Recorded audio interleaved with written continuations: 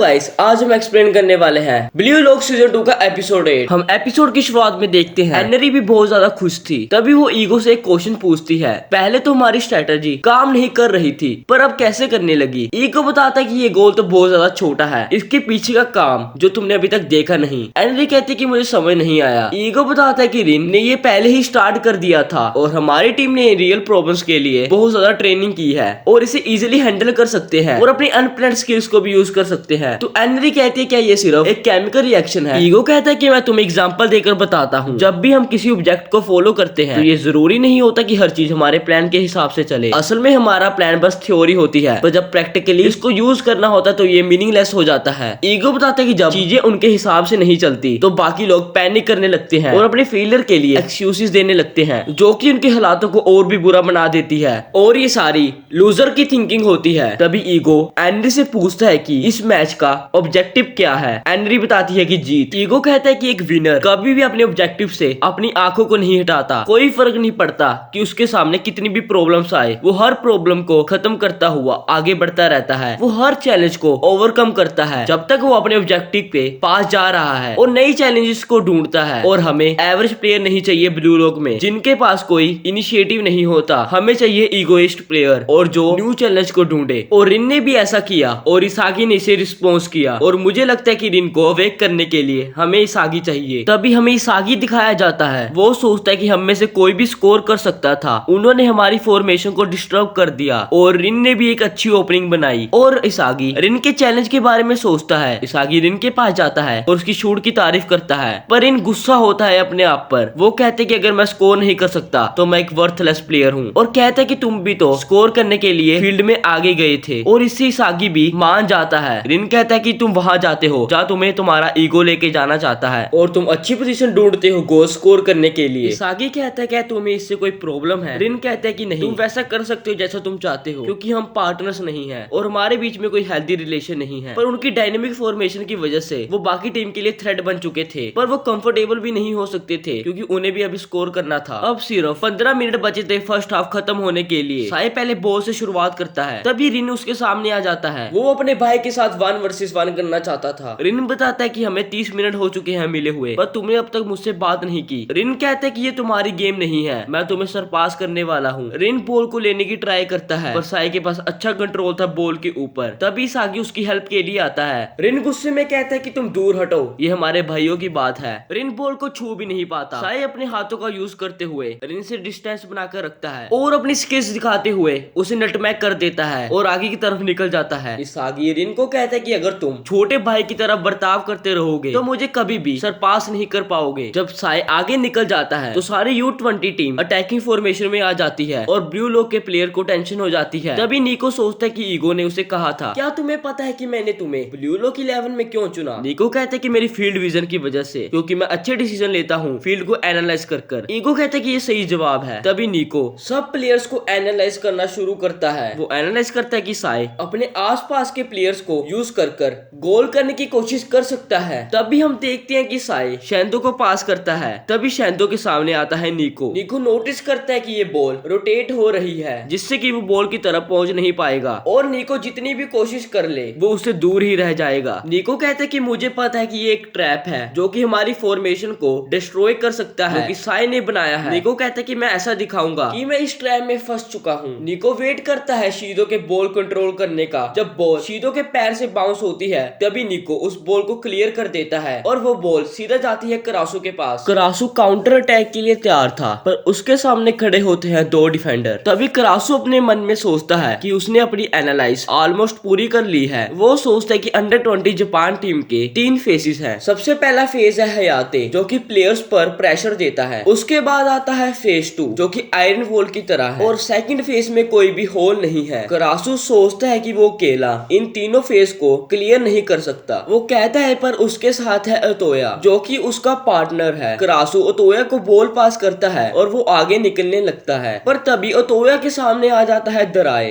अतोया और दराए एक दूसरे के साथ लड़ते हुए बॉल को थोड़ा और आगे ले जाते हैं। तभी उसको रोकने के लिए आता है ओलिवर आईक्यू। ओलिवर अतोया को कहता है कि वो तुम दोनों का डुओ बिल्कुल जड़ से खत्म कर देगा। अतोया कहता है कि तुम पागल हो, तुम्हें किसने कहा कि हम डुओ हैं। तभी अतोया बॉल पास करता है चिगागिरी चिगागिरी को और हमें बताया जाता है कि चिगागिरी जो कि है ब्लू लॉक का सबसे फास्टेस्ट प्लेयर, आईक्यू नहीं चाहता था कि चिगागिरी बॉल आगे लेकर जाए, इसीलिए वो चिगागिरी के सामने आता है उसे बॉल छीनने के लिए। और चिगागिरी कहता है कि मेरा काम है इस बॉल को तुम्हारे गोल में बिल्कुल डीप में लेकर जाने का। और चिगागिरी एक स्ट्रेट लाइन में सबसे फास्टर रनर है और वो जब अपनी स्पीड का यूज करता है वो ओलिवर को भी पीछे छोड़ देता है और ओलिवर उसको पकड़ नहीं पाता। इस सब को देखने के बाद ऑडियंस शोर मचाने लगती है और बहुत ज्यादा हैरान हो जाती है ब्लू लॉक के इस प्ले से और सब बात करने लग जाते हैं कि अभी तक किसी ने भी ओलिवर आईक्यू को इस तरह डोच नहीं किया। चिगागिरी बिल्कुल कॉर्नर में पहुंच जाता है। अब वो सोचता है कि अब उसे एक अच्छा पास करना है, तभी वो देखते हैं कि करासू एक ग्रेट पोजीशन में है और वो करासू को बॉल पास कर देता है। उस बॉल को आता देख करासू बहुत ज्यादा खुश हो जाता है। करासू सोचता है कि अब मेरा टाइम आ चुका है गोल करने का, पर तभी हम देखते हैं कि उसके सामने आ जाता है साए जो कि बॉल को किक मारकर उससे दूर कर देता है, पर बॉल क्लियर नहीं हुई थी और बॉल सीधा जाती है रिन के पास। पर रिन के सामने एकदम से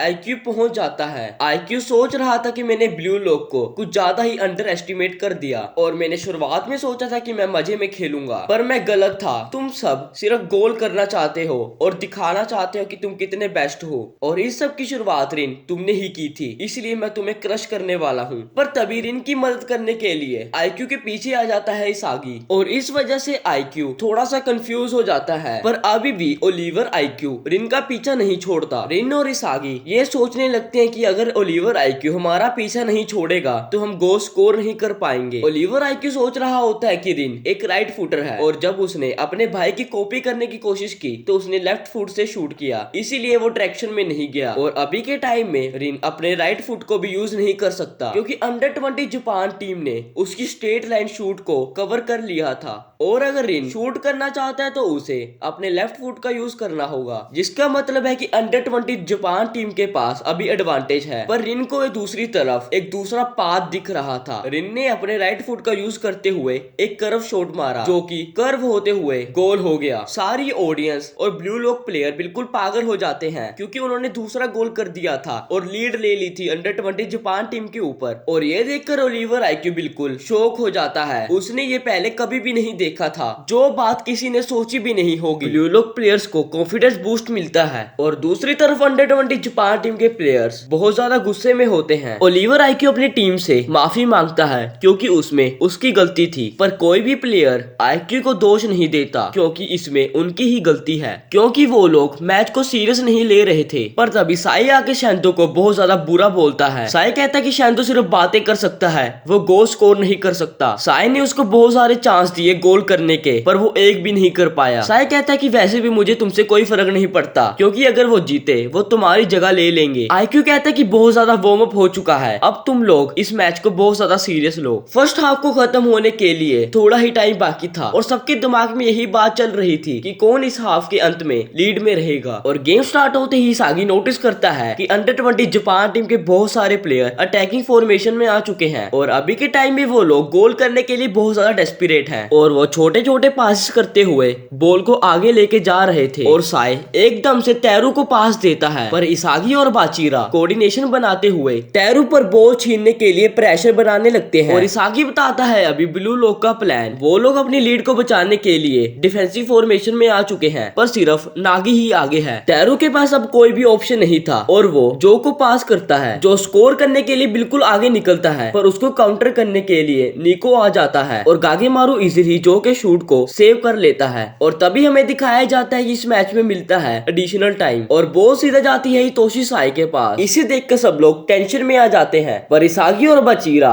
फिर से उसको टैकल करने के लिए जाते हैं, पर साई उन दोनों के बीच में से इजीली उस बॉल को निकाल लेता है। पर साई खुद शूट नहीं लेता, वो बॉल पास करता है शैंदू को, पर शैंदू बॉल को देखते हुए सोचने लग जाता है कि बॉल उससे बहुत ज्यादा दूर है, मैं इस बॉल को रीच नहीं कर पाऊंगा। शैंदू कहता है कि पर स्टिल मुझे इस बॉल को रीच करना ही होगा, पर वो देखता है कि उसके पीछे से तभी आता है रिन। रिन कहता है कि तुम वर्ल्ड के बेस्ट बनना चाहते हो, पर इस पास के साथ और मैं ऐसा कभी भी नहीं होने दूंगा भाई। और रिन शैंदो के सामने से उस बॉल को क्लियर कर देता है। साई उस बॉल को देखकर कहता है कि मुझे परेशान करना बंद करो रिन। साई उस बॉल के पास पहुंचकर एक डायरेक्ट शॉट लेता है गोल के ऊपर। गागेमारू अपना हर पॉसिबल एफर्ट लगाता है, पर वो उस बॉल के पास पहुंच नहीं पाता। पर आर्यू अपनी डिफेंसिव दिखाते हुए उस बॉल को अपने पैर से ही रोक लेता है और इसी के के साथ ही फर्स्ट हाफ खत्म हो जाता है और ब्लू लॉक की एक गोल की लीड भी थी और ये देखकर पूरी टीम बहुत ज्यादा खुश होती है और ये देखकर ब्लू लॉक के प्लेयर्स बहुत ज्यादा खुश होते हैं। ऑडियंस भी बिल्कुल पागल हो चुकी है इस मैच को देखकर। वो देखना चाहते हैं कि आगे क्या होने वाला है। साय और इनका टेंशन और भी बढ़ चुका है और हमें दिखाया जाता है शीदो, जो कि इस मैच को देखकर बिल्कुल भी खुश नहीं था। और इसी जगह पर ब्लू लॉक सीजन 2 का एपिसोड 8 खत्म हो जाता है।